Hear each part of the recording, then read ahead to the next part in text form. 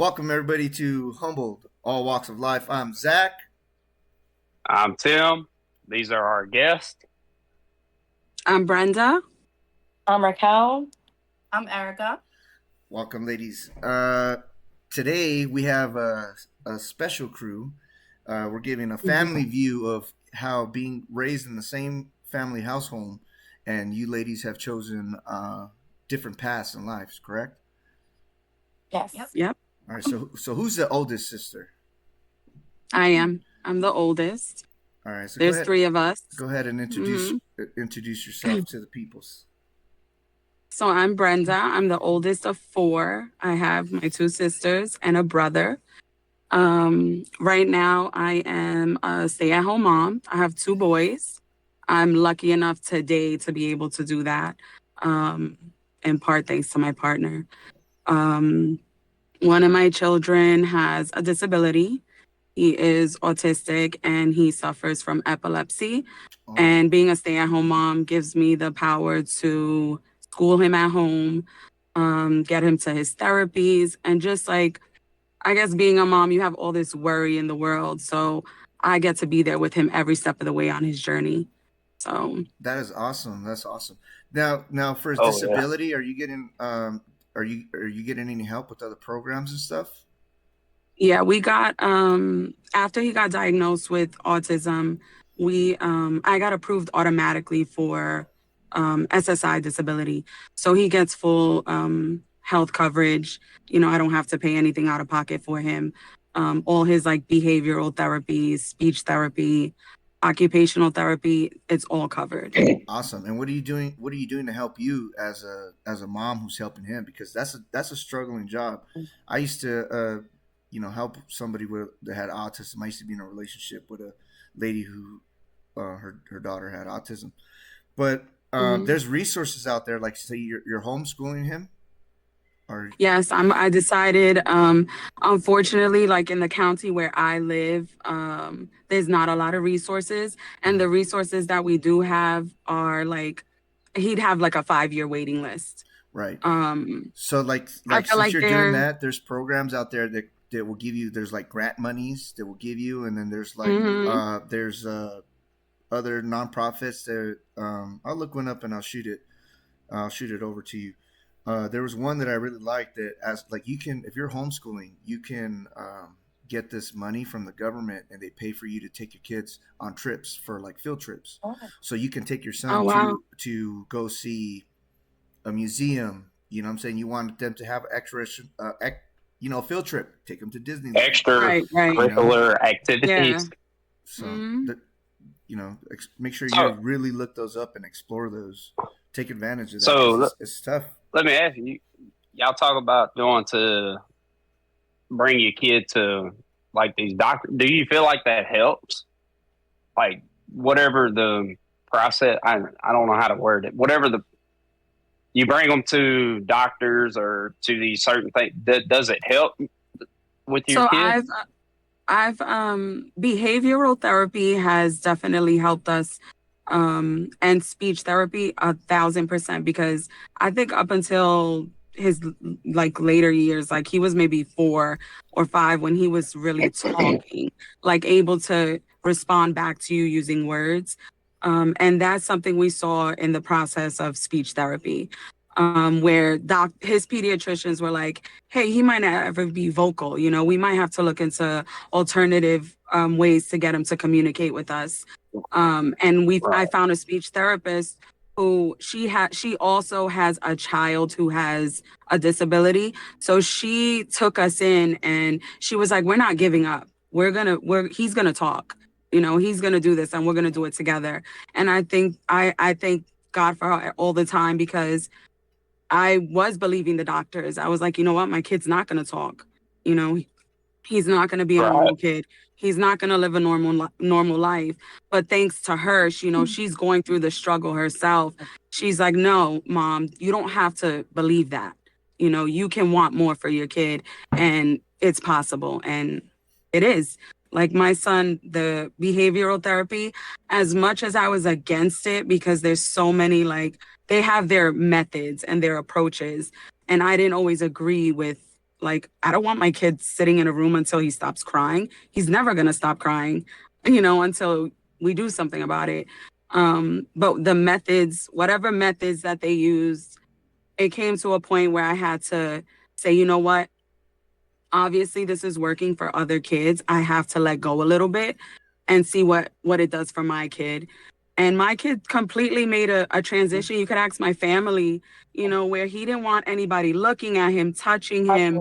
He would go into like severe attacks if he was around too many people or had to get into an elevator, you know, little simple things, even noise.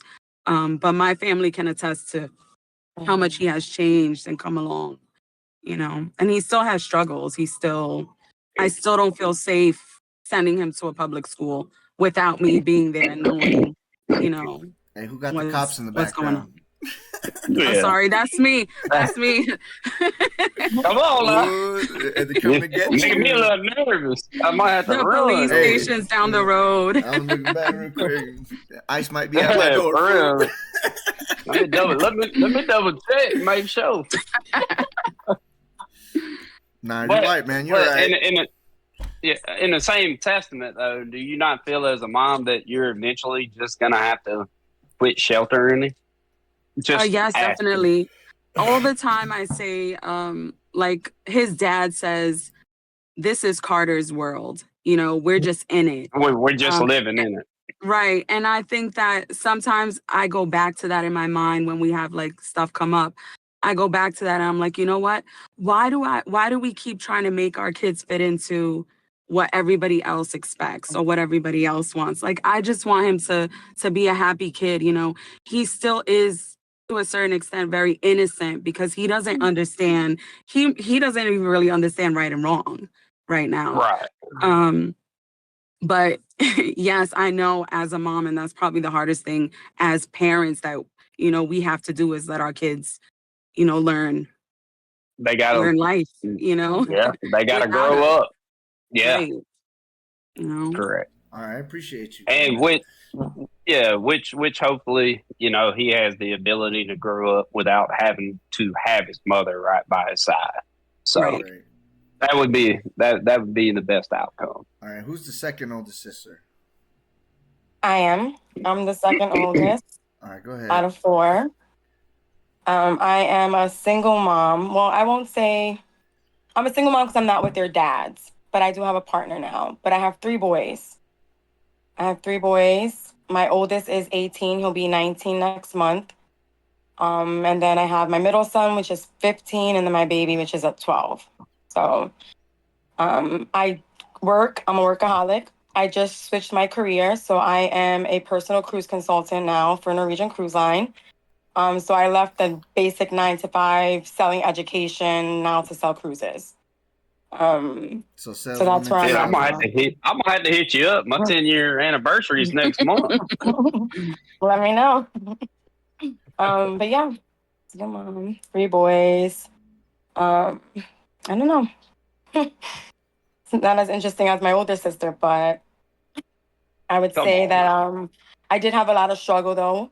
I got pregnant at 18, so I was really young when I had my first son. So I really didn't take momhood seriously, I would say.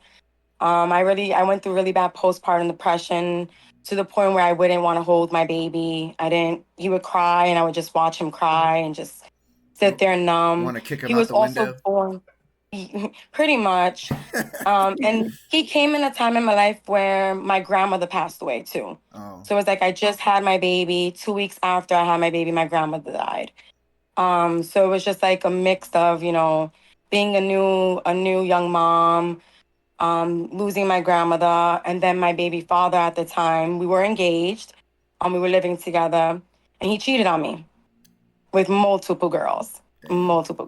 Daddy was so rolling stone. Yeah. Yeah, so I kind of went through my phase with, you know, just being a single mom for a little while with just one. And then I found somebody else 3 years later. Wasn't a good idea, you know. Got with him and then now I have 2 boys with him. But things are not easy with us. We are going through a custody battle, going through court. He's a good dad, but he isn't a good partner. How would I say it? He's not a good provider. Like, he just doesn't know how to separate his feelings from me, and he doesn't know how to put the kids first. So if he's mad at me, he takes it out on the kids. Oh, that's not right. That's not fair. Yeah, he doesn't pay child support. He sees the kids every other weekend, if so. And they don't fuck with him that he don't pay child support? Dude, he doesn't pay child support. If I miss one fucking payment, these motherfuckers would be like, Zacarias, let me tell you something. Oh, shit. Yeah, he's very petty. He has another kid, too. He just had another kid. I think she's 2. So, 3 kids. He only pays attention to 1. So it's just kind of one of those situations where it's like my boys are older. They're starting to understand and see his patterns. So it's just kind of like this past weekend, I set a boundary for the first time ever, and I didn't send the boys with him. I said, you know what? Call the police on me. I'll fight. Well, fight me in court. At that point, I was just like, now I want you to fight me in court, because now I'm not going to let you see the kids. Now I became that mother that doesn't want them to see their dad, because I was very supportive before, driving them to him, because he doesn't have a license, suspended license, right? You're going above and beyond to make sure your kids seen their dad. That's cool. Exactly. That is cool. Yeah. I wish there's a lot more women out there like that. To be honest, it's kind of shitty that you got to force your kids on your dude. You know what I'm saying? Right. But I wish that men too would be more responsible and try to receive that. Yeah, and say I grew up. My mom, my mom was married, I think 7 times. Wow. And their stipulation in between my dad and my mom was the further she could move away was 4 hours, and that's what we did every time. 4 hours. I lived in Georgia, in Columbus, Georgia. I lived in West Monroe, Louisiana. As far as 4 hours could get us out of Mississippi. But even though she moved that far away, my mom always made sure them weekends with my dad that I went. And that were met. That he got me every other weekend, the same pattern. Until we got older and we started seeing things for ourselves and we start making the calls. Decision, yeah. Yeah, so that's the one thing I will say about women that actually try to push the kids to see their dad instead of weaponizing their kids to make the dad. See, I had a total opposite experience, man. My experience with that was my baby mama was hiding my kid. Oh no! Yeah, I had to go look. I had to go looking for my kid. I'm paying child support too, by the way, and like she just started being nice to me because I got so much dirt on her, dude. Like I got, and I told her, and my son told her, he was like, "Mom, I want to go live with my dad," And then so I was I told her, I was like, "Dude, I don't want to take him away from you, but let's work something out, 50-50. Every other year, me and you, he's becoming a man. He needs a man to teach him to be a man now. So it's true, shit out." So now she's kind of like, she's kind of working with me. But before, dude, I would have to just be like, he has to be out of school now. It's already June. And I just drive down there and she wouldn't tell me where he lived. I'm looking, driving around trying to figure out where the fuck she lives. And dude, it was a pain in my ass, dude, to do all that. See, the way that I see things, I feel like dads are important. I don't think that men know the importance of being a father, of being a dad, because dads are important. I read an article that says when babies are from a certain, when you're a baby all the way to you're maybe 7 or 9 years old, that's where mommy comes into place. Mommy nurtures you, coddles you, gives you that love. And then nurturing. the next year, the nurturing. Yeah. The next couple of years is dad's turn to show you discipline. The way, to kind of show you, make sure how to what's be wrong. Right. Show you things that moms can't do. It's good cop, bad cop. Life ain't fair. You got to give the loving thing, even though you are the one mad. Like I tell my wife, I was like, let me be the disciplinary. You need to be the more loving and nurturing. Nurturing, yeah. The fathers need to be the one to correct. Correct. So in my situation, it's just kind of I have to be the disciplinary. I have to be the nurturer. I have to be the provider. I have to be everything. And I've done it for so long that now it's just like, I don't need it. Like, I don't need to be dealing with this at this point. Full custody, just sign, like, just leave us alone at this point, you know? But how he sees it is that I'm not giving him breathing room. Yeah. But breathing room is, what's breathing room? I mean, we were together from 2000, we got back together 2015, 2017. And we had to break up because we had a domestic violence situation. We had a fight. And he snuffed me in my face, gave me a black eye. And I was living in New York. If you ain't catching a charge, you ain't doing it right. Right. So I basically packed my car and left with my kids and came to Florida. And I started from nothing, from just the clothes in my car. That's it. Didn't have no job, didn't have nowhere to live, didn't have anything. You know, I stood with my mom in a room. So imagine living in one bedroom, 3 kids and 2 adults, 3 adults, including me. See, I'm Mexican. How it was That's for a little while. Mm-hmm.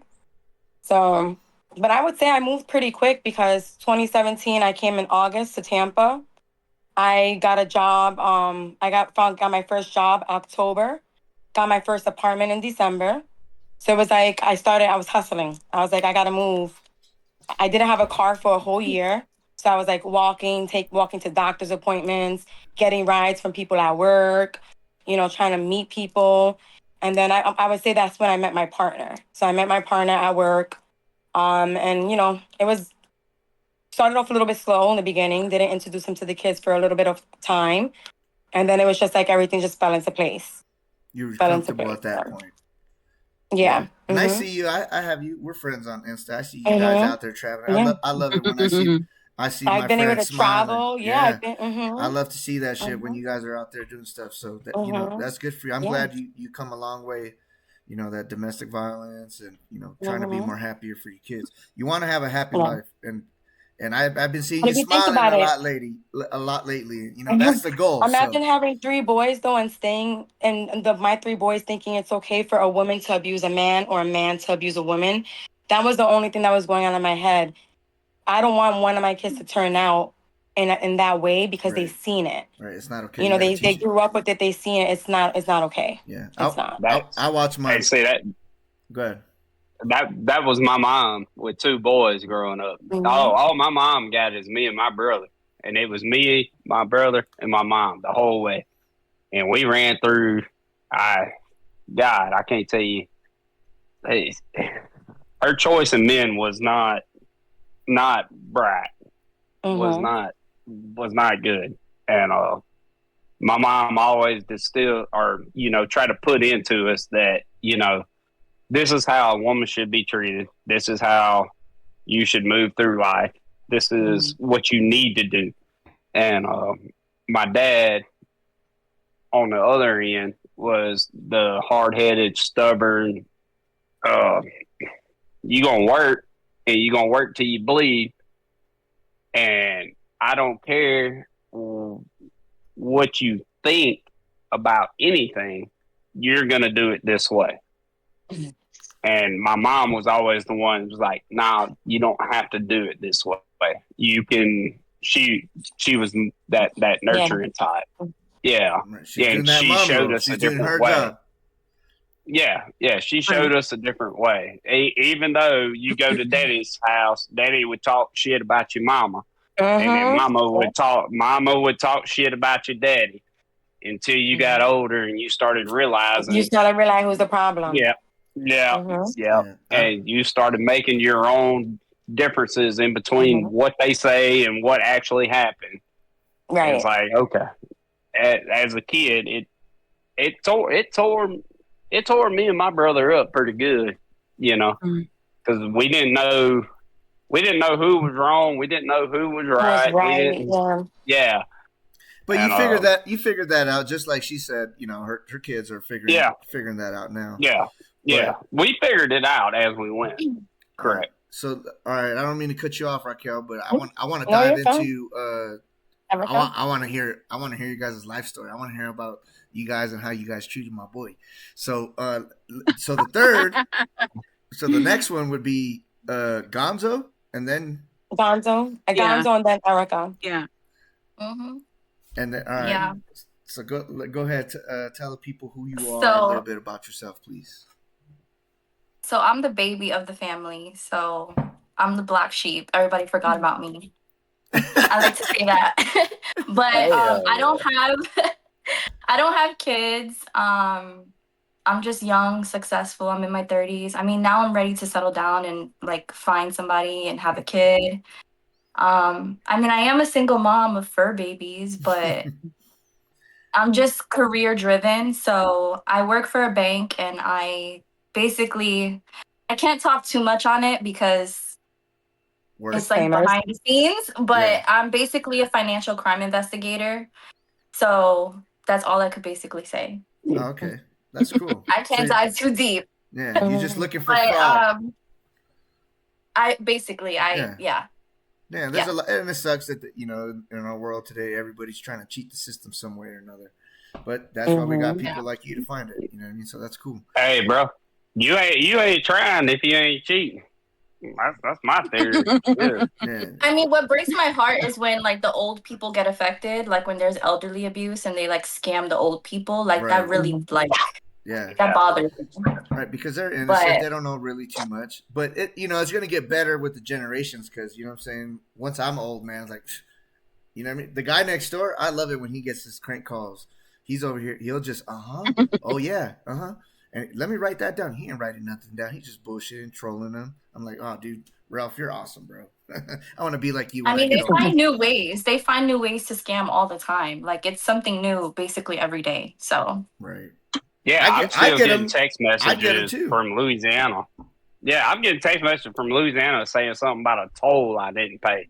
Yeah, I get them from Kansas. Popular now, the toll ones. And they're stupid because they use like a Gmail account, dude, and it's like 6755554 Gmail. It's like, come on, bro. Yeah, man, get the hell out of here. What you talking about? I ain't even left. But the old people fall for it. So sadly, they don't know any better. They don't know anything about technology or anything. So they don't know that the @Gmail whatever is coming from a scammer. They think it's like actually a toll place. I know they need to start giving old people, you know what I'm saying, part of their healthcare shit should be like little briefings of what's going on, because they're being targeted.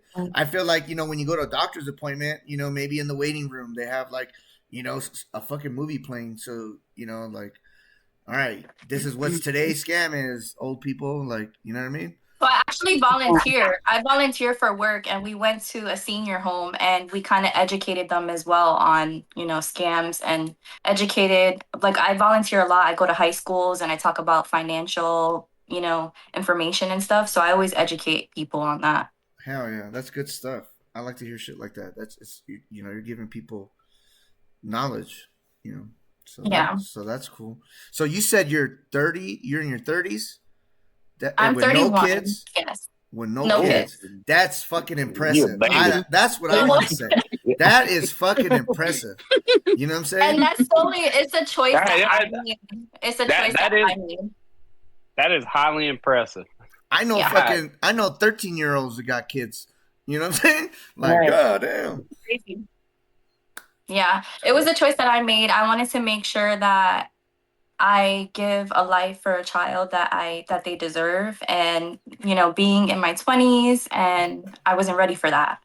Right. And I didn't have good partners in the past, and I never wanted to bring a child into the world and them go through a struggle with me. So. Right. That's good. That's cool. Do you think that was because you were the baby in the family and you watched your sisters?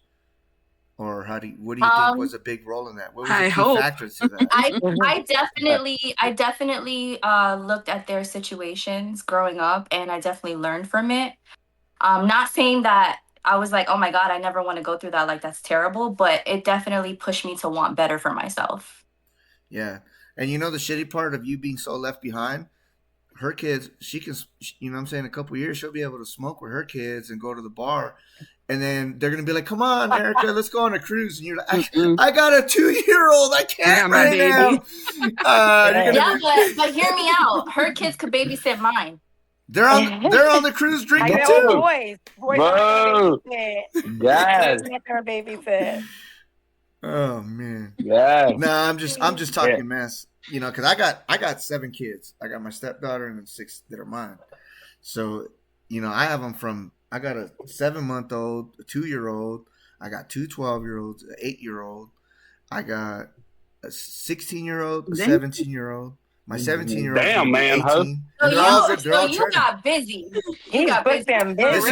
Listen. I was in the military. I knew, even to this day, my wife knows, if she ever decides to leave me or cheat on me, I'm not going to waste my time. I'm not the person. I'm not going to waste my time. I'm going to waste my time trying to put the effort into finding another, you know, partner, Another person. You know what I mean? Because I know that I can't be lonely. You know what I'm saying? With my partner, I'm a cupcake. You know what I mean? I'm a fucking warrior in the streets. You know what I'm saying? I'm a protector, provider. But when it comes to my woman, you know, I'm a spoiler. I love to make sure she's happy, she's smiling. I'm a cuddler. You know what I mean? I like to be in the same room. If I could literally be with my wife all day, every day, and it not bother me. You know what I mean? There's people like, fuck, I gotta get away from this bitch. Then why the fuck are you with her? Why are you wasting your fucking time? Right. You know what I mean? So when I find that person, it's just like, that's my person. And if you're not that person for me, then you're just not that person. Like, you know what I'm saying? When I'm single, I'm single. You know what I mean? I'm out testing the waters. I could talk to 7, 20 girls. You know what I mean? It don't matter to me. It's because I'm trying to find that one that really fucking clicks with me. You know what I mean? So people might look at my shit, you know, different. But all the women before me, all they did was make me into a better person. You know what I'm saying? I got kids with these women, you know what I'm saying? But at one point I loved them. And then there was, you know, then I really, you know, the red flag hit. And then that's where I learned that I need to start taking my time. My wife is probably the longest relationship I've been in.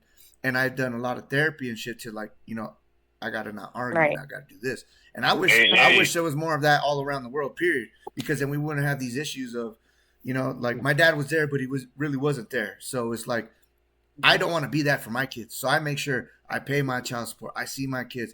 I call them my fucking Xbox with them. You know, my daughter's talking about shit that I don't even fucking know. And I'm just like, yeah. Awesome. Yeah. Being a present parent. You see how you like to be right there with yours all the time. Mine, we struggled when I drove trucks for Budweiser because I was home every night and all that. You know, I got tired of it. I was like, nah. We bickered, we fought, and it didn't work.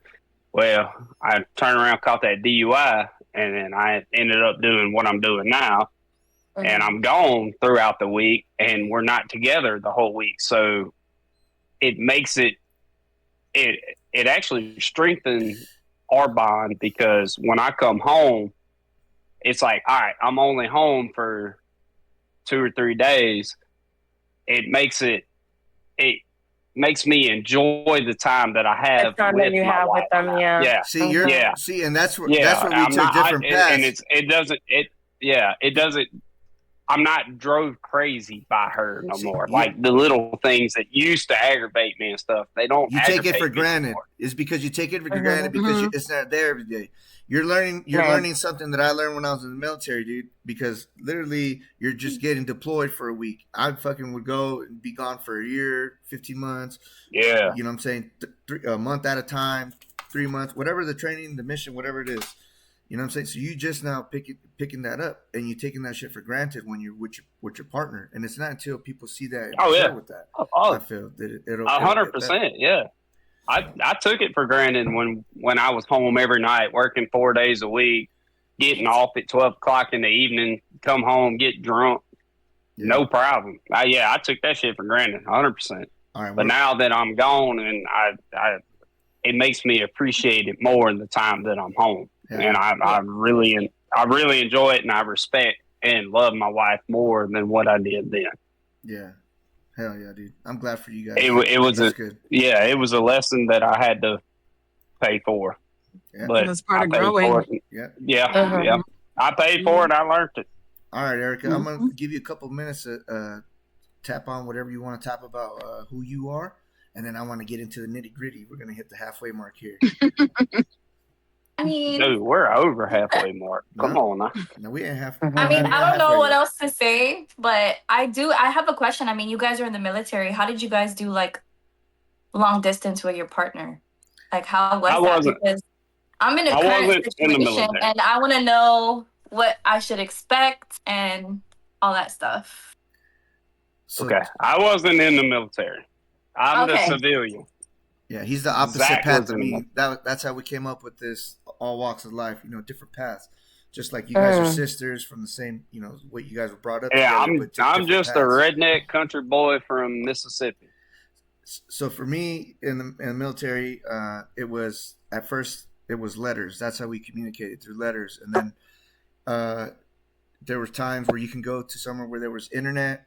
Some of us bought like Iraqi cell phones, and you bought phone cards, and that's how I would call home to talk to my family, because I didn't live on a base where I had internet or anything like that. I lived in the middle of a trash dump, and that we built up. We built our houses, everything. We lived in it, and we were just pretty much living security and doing patrols. So my communication was just through letters, and then whenever I got to a base or I can buy a phone card. Some companies were cool to donate us phone cards, little calling cards, and we were able to call and speak to our family. So there was a lot of not knowing of what was going on back home, so you had to trust them. So like when I came back from my first deployment,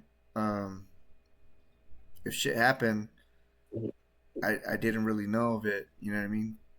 My second deployment, I came back and she was like in a whole ass another relationship with a dude, and it's fucked up because it was somebody I was a friend with. You know what I mean? He was a civilian cat that I used to hang out with, and we used to drink and party. And I like to dance like bachata, salsa, merengue, shit like that. So I go to all the, in Kansas, it was a shit called Cat Tracks. And I would go over there and we would go dance or whatever. And so, just somebody that I was cool with, somebody I always hung out with. And, he would ask, hey, can I dance with your wife? And I'm like, yeah, man, because I trusted her. And, shit happens. Next thing you know, I guess he's banging her. And I was like, all right. I told her to get the fuck out of my house, and I kept my son. Oh, no. That's crazy. I still helped her out. That is not the advice we want to give. I mean,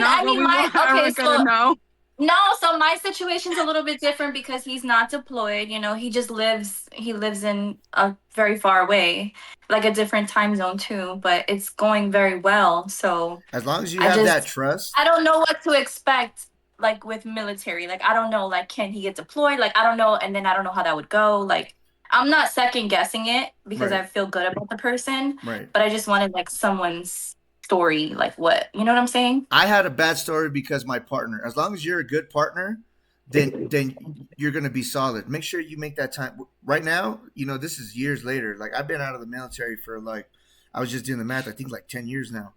Oh, wow. Yeah. So I medically retired. And they told me to go home at 11. So I was like, all right, cool, whatever. And it is what it is. But you know what I mean? You have that time for communication. So like, we're in an era now where it's easy for him to contact you if he does get deployed. And as long as you can wait and be patient, you know what I'm saying? Like, don't sweat that shit. You're not going to have an issue until he comes and tells you like, hey, yo, I don't want to be with you. Then take it, take his word. You know what I'm saying? Mm-hmm. The more you don't trust your partner, the more it's going to get, you know what I mean?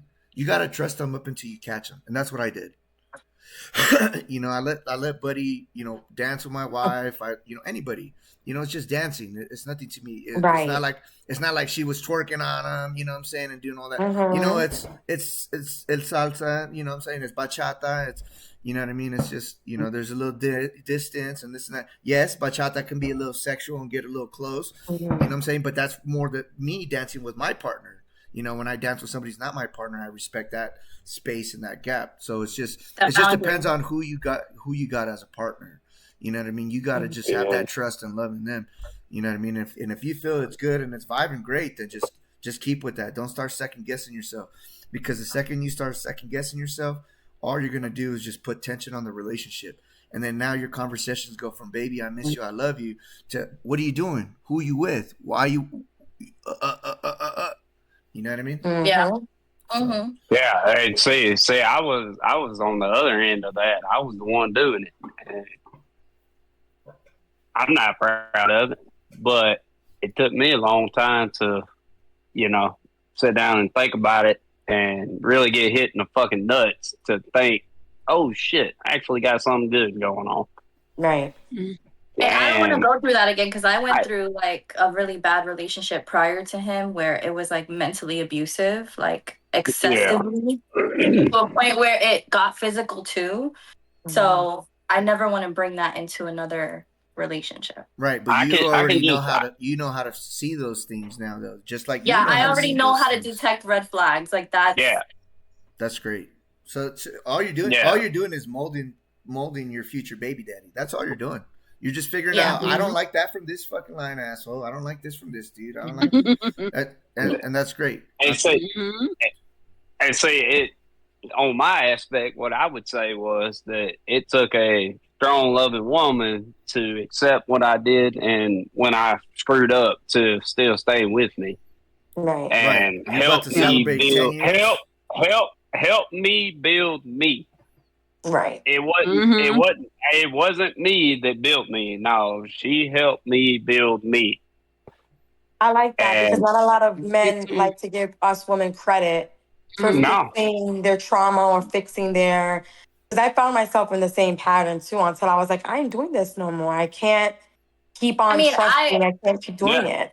I don't mean to sound like, different than you guys at the moment, but I don't feel like a woman should have to build a man. I feel like a man should already become built for the woman. Like, I don't feel like a woman should have to build a man. But we're also human beings, and it's human nature to not be the way. Yeah, I mean, to an extent, it's human nature to be attracted to other people automatically. So you're gonna break up with somebody because you have an attraction to somebody else. You're gonna tell me that you've never been somewhere and be like, "Wow, that guy is really good looking," or "Wow, that girl looks really good." Oh my god, look at that fat ass booty walking by right there. Right, it's just human nature. Like it's gonna happen. You have to kind of be realistic about it and I'm choose lucky. My wife would be like.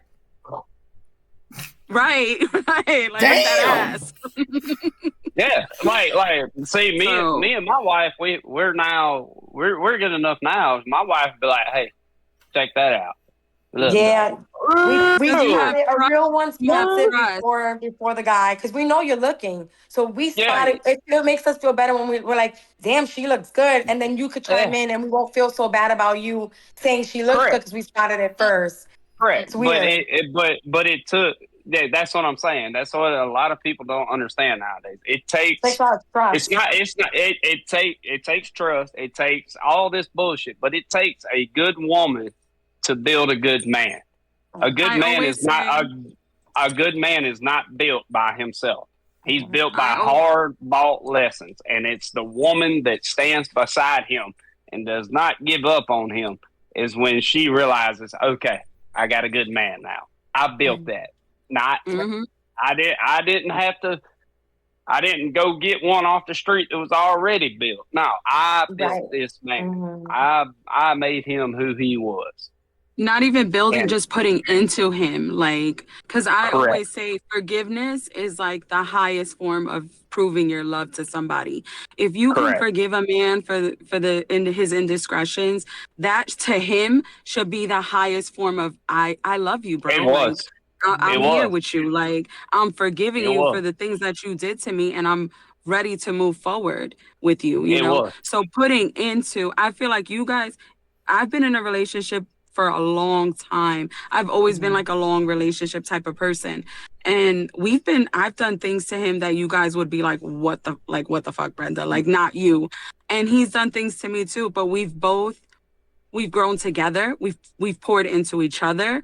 And our thing is we got to put in the hard work now, but later on we're set. Like, we're going to be good. Ain't nothing going to be able to break us.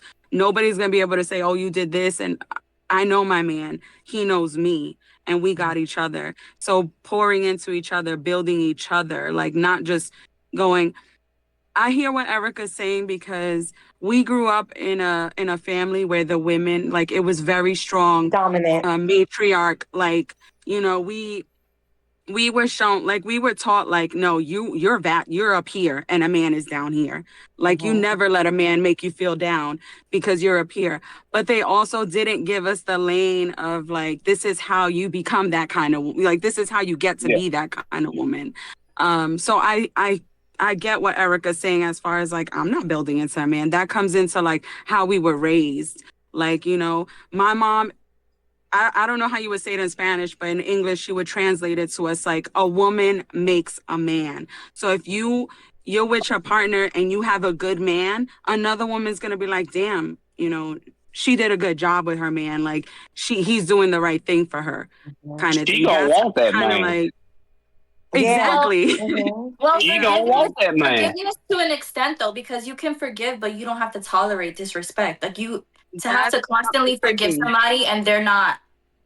See, like, yeah, I get where you're coming from, but see, there's a difference in between tolerate and a actual man being a man saying, I'm done with this. I'm putting this shit aside. There's a difference. You don't have to tolerate, because if you're tolerating it, that means he's still doing it. Exactly. A man that owns up and pays his debt to what he done and says, I'm done doing it, that's when a woman should forgive the man and help him build and help him stay strong to his core, to her. And that woman will then turn and shape this man, mold him into what he needs to be. For her. I feel like the power us as women get from that is making the decision. Is this man worthy of this forgiveness? Is this man worthy of me pouring into him continuously? And that's where our power comes in. You can't think of it as like, oh, I'm not going to be telling him he has to do this, this, and that. Like, he should already know that. No. He has the potential to be a good man. Guess what? I'm going to put my effort into it. I'm going to forgive him. I'm going to do the right thing. You know, I'm not going to be the one that messes this relationship up. You know what so I'm I think call you this have episode? to also. I'm going to call this episode How to Build the Perfect Man by the Gonzalez sisters. See, so with me right now, what I learned from my past relationship is I was so demanding and I was always like, you need to do this, you have to do that, in order for me to be satisfied with the relationship. But now I've learned that I'm just going to voice what bothers me, and it's up to you to change it and do something about it. Right, hold on. And I put the ball in the man's court. Like, do what you have to do as a man, but this is what's bothering me. Yes. And that's what you should do as in a relationship. A man or a woman should not tell each other what they should have to do. Right. Never. You can suggest, or you could hint at, but never suggest and then expect it to be something. It to happen. No, I don't agree with you. Let me just say this, and then we'll jump into your guys' lives, okay? Erika, you say you don't want to build a man. You shouldn't have to build a man. You're correct. But you should do as your sister says and put into a man. So, for example, you found the guy that you think that he's perfect. That's fine. You may think he's perfect, but he's not, because a man always wants to strive to be better than what he is in that moment. So the dude that you are with now, he might be trying to progression in his career, go up in the ranks. So your job is to be like, hey, baby, how can I help you to be a better what you want? You want to be that guy when he's down and he's like, damn, I don't know what I'm doing wrong. Baby, you're not doing nothing wrong. Just, stand up a little bit. Be proudful. Right. You know what I'm saying? All you need to do is be his encouragement. That's all like a man really needs. Yeah, that's all he needs. I don't mind. I love being supportive of my partner. That's the best. But I'm not gonna tell him, oh, don't cheat on me. Like, you shouldn't like girls' photos. You shouldn't. No, that's different. But being supportive and encouraging, you're gonna like girls' photos. Is that something you have to? Is that something you have to do with him right now? I don't have that problem. But I'm just saying, in my that doesn't mean that to me is you're not dating a man. You're dating a boy. Like, no, I don't have that problem. Yeah. I don't. So, right, she's just using that as an example. Yeah, in the past I've had that problem. All right, so let's get off the man building. Let's get into the lives. Boom! Come on. All right, who wants to? We'll save that for another episode. Right. For another episode. We'll do a save whole that for episode another episode. I'm dead ass. Let's save that for a whole nother episode, so. Yeah.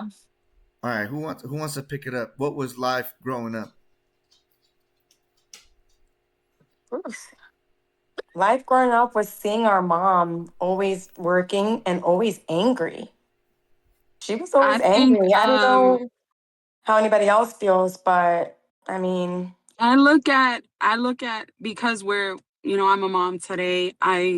Where before becoming a mom, I might have been angry at my mom for things that we went through or things that we had to see growing up. But being a mom today, I don't feel that way anymore about. You understand. I always feel like there's a reason why she did the things that she did or had to do the things that she did. And it's so funny because I watched my brother talk about how he, his interpretation of growing up.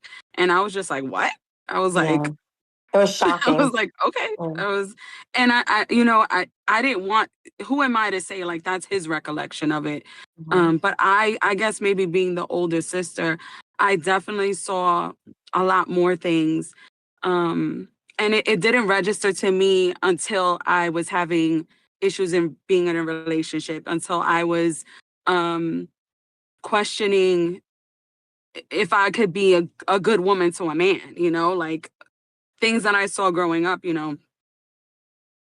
both myself, my sisters, and I'm going to say my brother too, even though he probably won't admit to it, but we've all been in domestic violence issues. And when I think about that, I'm like, wait, where did we, why did that happen to us? But when I think back, I've seen my mom, not taking anything away from her because she's an amazing person. Like I've told her, up here always and forever, but I saw her hit my dad. I saw her get really angry when she couldn't control things and use her hands or use whatever she had around her. And, maybe it didn't affect my brother the way that it affected me, but I was a young girl seeing my mom beat up my dad and him like trying not to hit her because we're watching. It was more like him with the verbal abuse to her. Right. So he would get at her verbally, but she would get at him physically. Like they would pick at each other about it. And I would always say like, the partner that I have now, he grew up totally differently. So when we would get into altercations, I'm ready to like, what? Like, I'm ready to fight. I'm ready to fight him like a man. And he's just like, what are you doing? Like, we need to talk about this. Like, calm down. Like, I would never put my hands on you. Like, why are you getting to that point? And when I think about it, I'm like, damn, this is how, same way we go out to the gas station and somebody like honks their horn at me. I'm like, what the fuck? I'm ready to get out the car and fight. Like, what the fuck is the problem? Like, why are you looking at me? You got something to say to me? Where are you from again? It's like a defense mechanism. From New York. Right. Where are you from again? The shouty got them apple bottom jeans, girl. From where? We were born and raised in Astoria, Queens. I'm from New York. Yeah, that's why. Georgia. Yeah. But I've lived, New York, I always say, you live in New York, you come up, you have a different type of like grit to you. You have to survive in New York. Like they say like New Yorkers are so like cocky and entitled and stuff. No, we have to have this attitude growing up in that city. You have to. And if you don't, you're going to be trampled and you're going to be lost in the wind. So, but those reactions, like, why am I reacting with anger? Like, why am I acting like that way? Like, do I really think I'm gonna beat up? This man is like 300 pounds. I think I'm gonna beat his ass. Like, no way. And he was just looking at me crazy. Like, what's wrong with you? Like, that's not how you handle things in life. And it took him like reeling me in. And then I start to think about it. And I'm like, why do I act that way? Like, why am I so quick to react negatively? And it just takes me back to like how my mom, and I don't blame her because you think about mental health awareness today and think about it in the time she was raising us. She didn't have those outlets. Resources. She didn't, I don't know if Ralphie's spoken with you about our mom's situation, like after she was not with my dad, but she's with a woman now, which that's totally fine. But it just goes to show like, she might have always wanted to be with a woman, but because of the way she was raised and not having those outlets, she's always had to keep it a secret. You know, she's had to live a different kind of life, kind of thing. So I always go back to, no, I hold my mom up here because I'm a mother today and I know I would do anything when it comes to my kids. So I don't blame her for those things, but also I blame her because that's why we are the way that we are. It's like it goes back to her not mourning our real dad and just getting straight right into a relationship without going through the emotions and going through the feelings because she didn't want to be a single mom. And I realized that from when I became a single mom, like I was trying to find a relationship to fill that void and to feel like I was wanted, or just to feel not to feel alone because I didn't feel like I could survive being a single mom. You know what I'm saying? So I kind of feel like it goes back to that. She didn't mourn. She didn't get to feel the emotion of losing the love of her life at the time. She just kind of rushed. It's like she rushed. On top of having, she had 3 kids, and Ralphie he was only 2 years old, a year old or 2 years old. So you got to think about postpartum depression. You know, they didn't treat women for postpartum depression. Even today, you know, I'm not 100% how sure it is because my kid is 8. I gave birth. My last birth was 8 years ago. So I don't really know what it is today, but before I left the hospital with my last child, I remember being so depressed.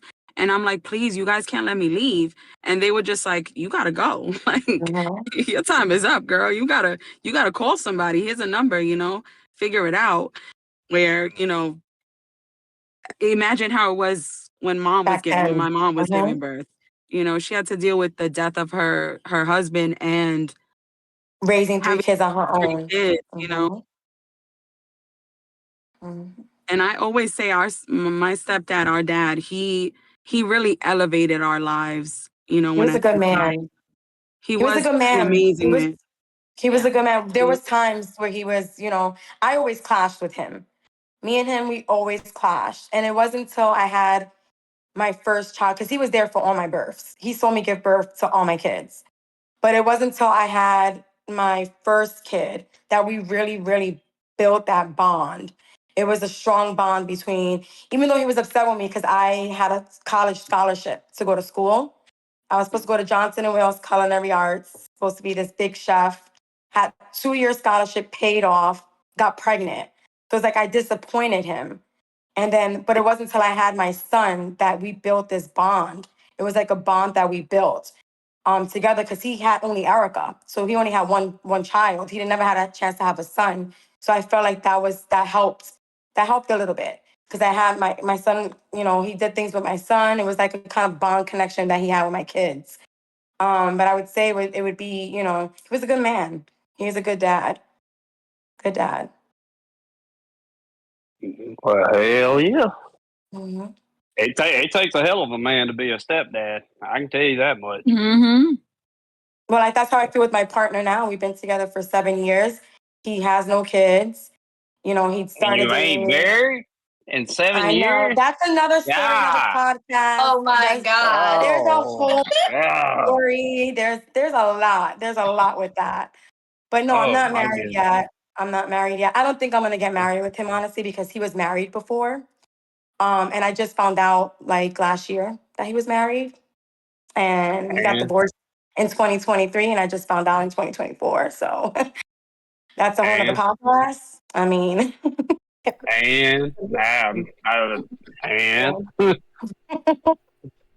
a whole nother story. A whole nother story. I'm just gonna die like a cockroach right over here. Fuck, that's wild. Yeah, it's a lot. It's a lot. I'm struggling with that now. With the future, what we hold in the future, because it's like he's been there, done that, and I would have never found out if I wouldn't have found out. That makes sense. I'm sorry. So you haven't been there and done that? What, married? No, I haven't. I've been engaged with my older son's dad. We were engaged, but I never got married. You never got married. Okay. My second baby daddy wasn't supposed to be a baby daddy. He was supposed to be just a one-night stand that led to me having all these kids with him. You know? You said I'm gonna put that seed and let it breathe, boy. I love my kids is not a one night stand, girl. Right. That's a long ass one night stand. At least 18 months. I mean, I ran away a lot of times. What do you recall? What do you recall, Erika? I'm gonna lay that seed and let it breathe, boy. Hell yeah. We heard a little bit about them. What do you recall growing up? Erika? Oh, Erika. Yeah, we ain't heard from you yet. You ain't said how do you being the baby. You the little baby. Well, I was always basically with my siblings. We used to bully our brother, so I remember a lot of bullying happened in the house with him. Poor Rafi. We pushed him down the stairs. Like literally pushed him down the stairs. Yeah. Like we were. But I mean, again, growing up, how I felt as a kid growing up, I felt like I was neglected because I was, my mom had all the kids already, and she's already like in her late 30s, and then she has me. And then it's just like I'm the only like young kid, Like I don't know, I don't know. I don't really remember a lot of my childhood, sadly.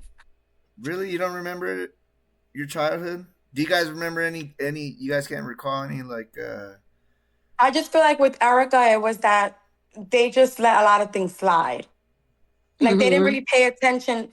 Not in a bad way. It's like they didn't really compared to how we give me an example. How we were raised. Give me an example. So I would say mostly I was very independent as a kid, and then now as well. Like I'm very independent and like so closed up that if something happens in my life, no one knows. Like I figure it out on my own. But I've built that because as a kid, that's just figure it out on her own. Yeah, I figured it out as a child, so I've always held that with myself. So I would agree with that. So you guys say you guys had a good childhood. You guys had a good family childhood. I mean, we went on vacations. Yeah. We used to go to the we were always vacationing. My dad always took us on vacations.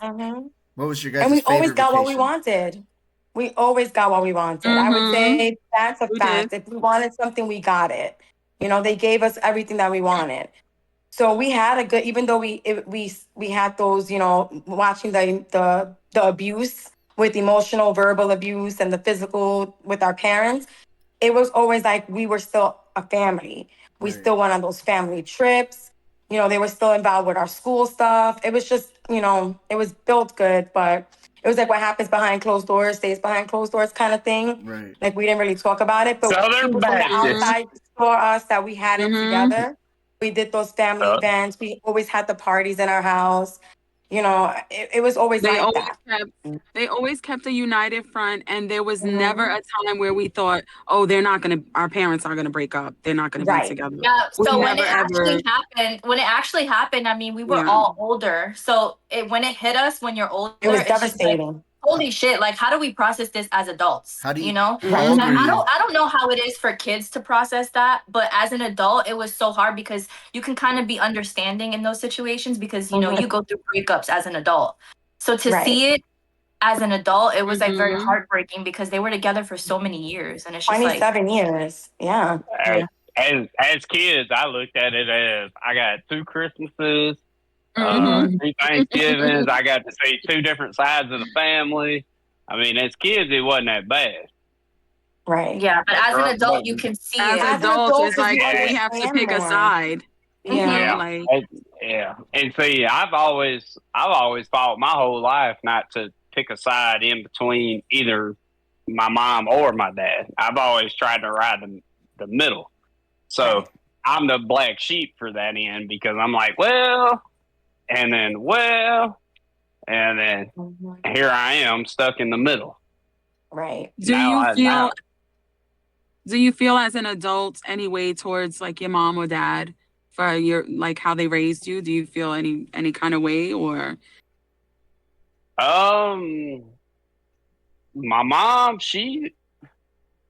I give it to her. My mom, she pretty much let us grow up boys to be boys. I mean, we shot pellet guns at each other. We beat each other up, threw each other off bridges and stuff. I mean, oh my God. we were just regular old country country bumpkin boys. My dad was more of the if you didn't do it his way, it wasn't right. He beat the hell out of you. If which I can't say is a bad thing because it molded us into what we are today. Right. But could it have been done a little differently? Maybe. Differently, yeah. I don't think it was growing up that way. It wasn't nothing different than anybody else down here. I mean, that's just how it was. Right. You know, you get in trouble for playing in the sandbox at your nanny's house, and then you get your butt whooped there, and then turn around, your daddy wait till you get home, and you get your whitey, you and your whitey tighty, you're laying down for bed thinking he forgot about it, and that some bitch come through and snatch you up by your ear and beat you from black and blue, and whoop you again because you was crying. Men don't cry, boy, and he keep whooping. Right. I growing up, teens wise, I tend to want to go towards my dad because I never really understood a lot of it. But growing up now, it's like, okay, I'm looking at my mom's side, my dad's side, and I'm like, well, both of y'all probably wasn't right here. Right. Something could have been done different. Yeah, something could have been done different. So now I ride the middle and barely talk. I mean, if I call my mom, she'll answer and talk to me. No problems. I love my mom to death. But I call my dad. That's probably about a good 20-80 if he's gonna answer the phone or not. And he lives. I can't tell you the last time I seen him. He lives 15 minutes down the road. I wish I could call my dad and be like, "Hey, what's up, Pop?" Yeah. You know, my dad died when I was in my 20s. So Right. It's not by no fault of my own. Sometimes you just got to suck up your pride and just go. You know what I mean? That's for you to make peace with that. That's you got to make peace. Your dad lives 5 minutes down the road. That's all I'm saying. I just kind of feel like it shouldn't be the child reaching out to the parent. But you're an adult. When you're an adult, it's different. It's different when you're an adult. You have to also take into consideration that it's your parents' first time living too. Like you have to also put in. You know what I'm saying? Like, they made mistakes. You don't know what they're going through. Yeah. You guys both have kids, right? I do. I do not. He doesn't have kids. Oh, you don't have kids. Do you feel like you had a form of postpartum depression, like after your kids were born? Like, did you feel stressed and like, what am I going to do with my life? I got these kids coming and, did you ever feel that way as a man? Nope. All I did was figure out, okay, I have to make enough money.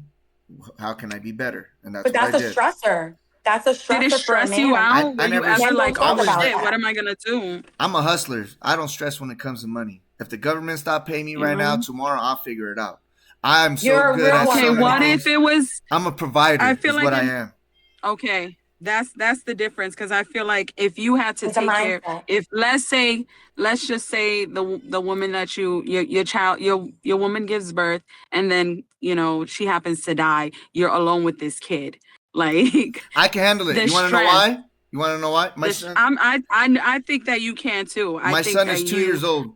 My wife goes to work and I babysit. I cook. I clean. I do all the women's stuff. But she's tired and she's tired of working and stuff, and she's stressed out because she got a lot of shit going over there, and the company that she works for doesn't take care of her or appreciate her.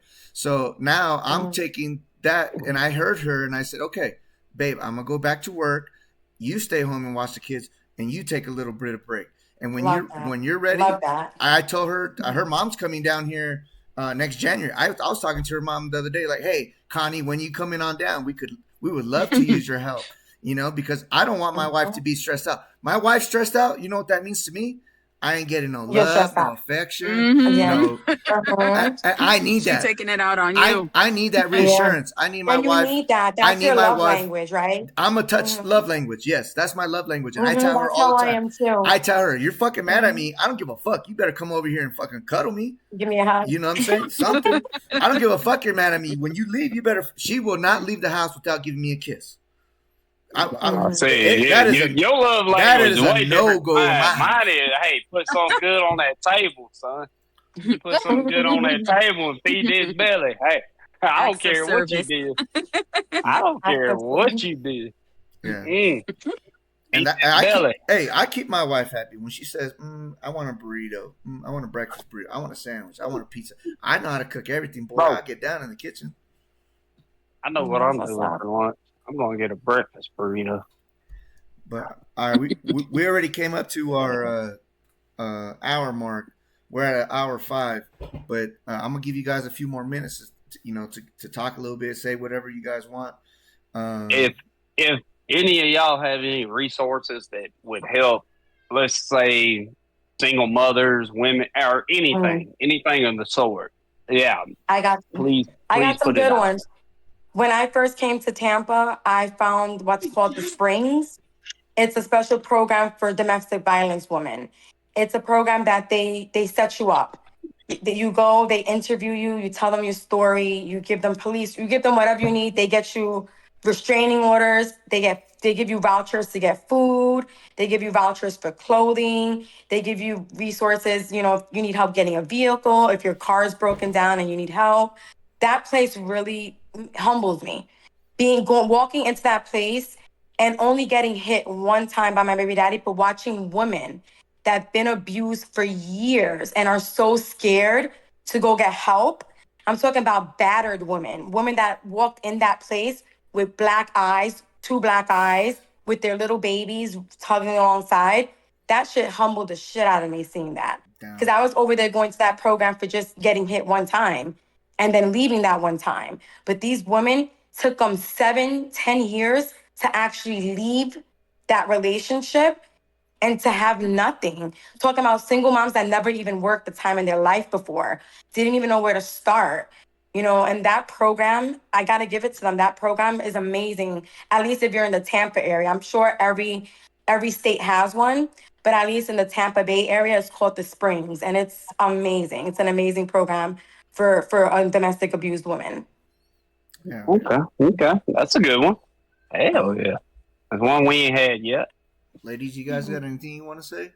Doesn't have to be resource. If you want to elaborate something from your childhood that you recall or anything, just anything. Last moments. I would say just resources. When I first found out about my son's diagnosis, his dad was kind of like in denial about it. Like, oh, nothing's wrong with him. He'll be fine. Like a couple of years, he'll be like a normal kid kind of thing.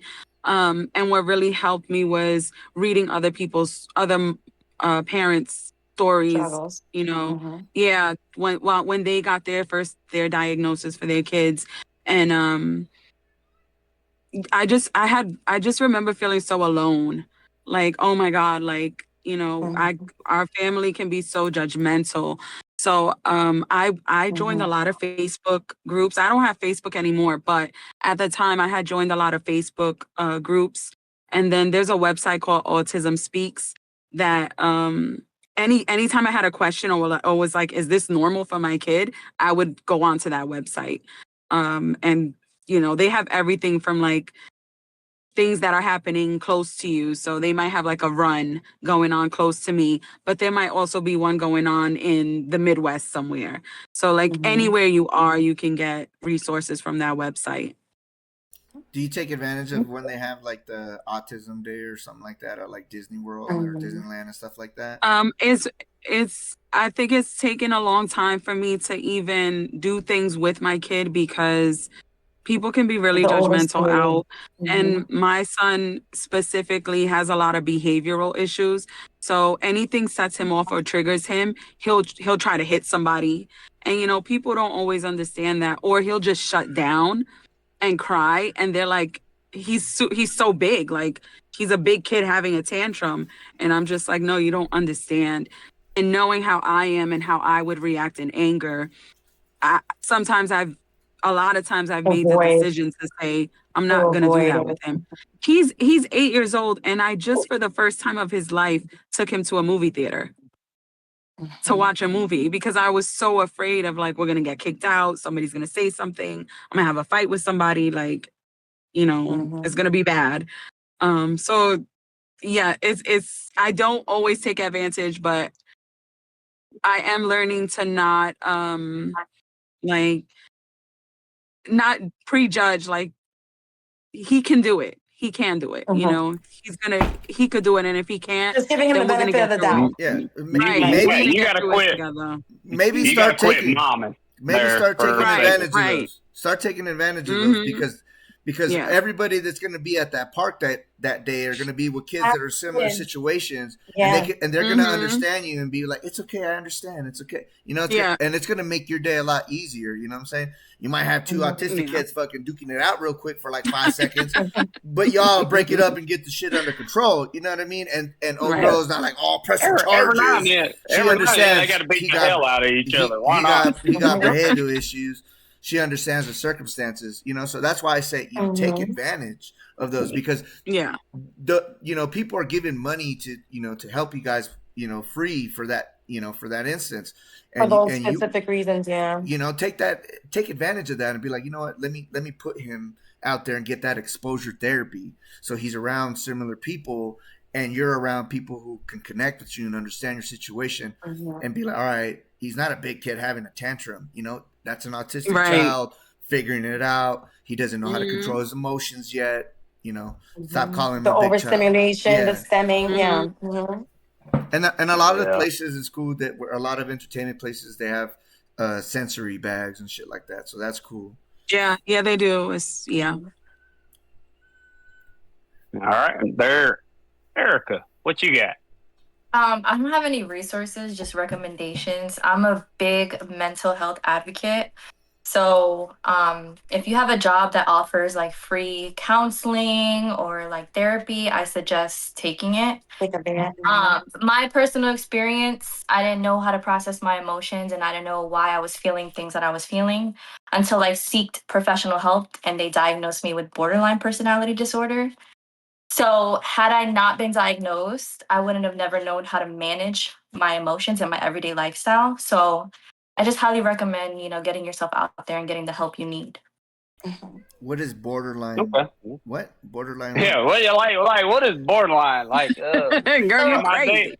Would I be dating like 3 women at the same time? Or no, it's just basically just you have waves of emotions. Like you're everywhere. You're angry, then you're sad, then you're happy, and it's just like you don't know who you are, and it's hard to like manage those emotions. You get lost and you get lost in your head. So now that I've had the diagnosis, I know things that I can do to like make myself come down and be me and who I am. Learn your triggers. It's like you get to learn. Yeah, so I learned my triggers. So I journal, I go for walks, I go to therapy, I read a lot. So I'm understanding of my emotions now. And that was all with therapy. I went to behavioral therapy for that. So that's awesome. Yeah. That's good. I love to hear that kind of stuff. You know, the only thing that scares me about therapy and all that stuff like that is whenever you go to check into places to say that you have a problem, is that you pretty much give up your gun rights at that point, because they're gonna say he's not confident enough to have a gun. That's my problem. I can never register to get a gun. I've been Baker Act before. I overdosed before, so I was Baker Act. And then when my dad passed away, I was doing really bad, where I was like going through a phase where I was starving myself. Like I just didn't care about life. I just didn't care. You know, my dad's gone. I didn't know how to process that. I had a partner that is not emotional. So he wasn't emotionally there for me when I needed him to be. So, and then I was going to school, I was working, taking care of the kids. I had so much pressure on me that I checked myself in. I had to check myself in. That's when I knew I was at a breaking point, when I felt like just, my body was just disappearing. I was like 80 pounds, just not in a healthy state of mind, healthy anything. Nothing about me was healthy at that time. And I had to make decisions. I don't think you have to check yourself in. I think if you acknowledge that you're not in an okay space mentally, you seek the help so it doesn't get to that point. And I feel like at a point in my life when my dad did pass away, I did get to a really bad point. I was drinking a lot, partying. I just had a whole, and people were like, I don't recognize why are you doing all this stuff? And I was just dealing with that grieving at like, I shouldn't be going out drinking. I should be at home healing. But it took me a lot. Like I had a really bad breakdown one day and I was like, no, I'm going to find a therapist. And from there, my life changed. Like my life changed. Yeah. And see, that's what I'm saying. When I think a lot of people don't do it, don't go to therapy, don't seek help for the simple fact that you give up some of your rights when you do it. I mean, and I think it's hard. I think it's hard to acknowledge that you even have a problem. I think a lot of people are scared to just say, you know what, I have a problem. Let me fix it. They just want to just push it aside until things get worse, and it starts bottling up, and then you just like, it's like you're done. You explode. It's like then your whole world is just like. But I think the first step is just acknowledging that you need to take that step. Yep. Yeah. All right, ladies. Well, I appreciate you guys. You guys got an interesting story. We got 3 ladies here that are from the same household, 3 different paths. I would love to hear your story individually each, and see if I can get y'all one day for a series episode. I think we're gonna call it right there. Anybody watching right now, if you have a story and you would like to come on and tell your story of your walk of life and how you've humbled yourself a little bit, then go ahead and reach out to me or Tim here, and we appreciate you guys watching. And anybody real quick want to say anything real fast or? No, just thank you for allowing us to have this platform. Thank you for having us and being able to discuss certain things, making it aware for others that are going through either similar situations. And it just, it's nice. Right. The point is, like somebody might hear your story and be like, damn, maybe I need to look this up. I am in Tampa. I did get abused. Now, maybe I do need to be self-sustainable and get away from this toxic person. Yeah. So, the point is that everybody tell their little side, and, hopefully everybody goes through something different. Yeah. Something that you said might help somebody that's watching, So, yeah. I appreciate you could have been fucked by a chicken when you was younger. I guarantee you there's somebody out there that's done had that story. So, you want to say something, Tim? Is that you trying to get something off your chest? No, I'm just saying, like every walk's of life. I mean, legit. When we say that, we mean it. We want every walk's of life because everybody's been through it. All right. Everybody's story is different. Even if you can compare it to somebody, it's always going to be different. So we'd love to have you. Love to hear it. Thank you. Thank you. And thank y'all ladies for enjoying us.